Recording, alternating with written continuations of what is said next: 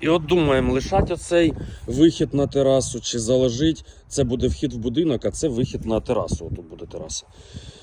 Чи все-таки зробити, коли тут буде автомобільний піднавіс, можливо, щоб прям 2 автомобіля сюди заїжджали.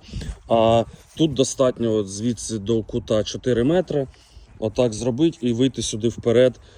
З цього панорамного вікна виходить на терасу. При тому, що тут подвір'я достатньо, тут, по-моєму, 8 метрів до паркана.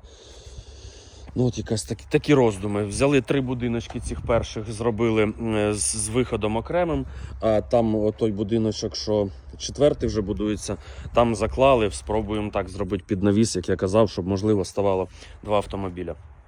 Будиночки знаходяться, адреса Михайлівська Рубежівка, але по факту ось Ірпінь, ось Буча, ось Ворзель. А Рубежівка Михайлівська аж отам. Територіально тут така адреса. Якщо кому цікаво будиночки такі, контакти в описі профілю.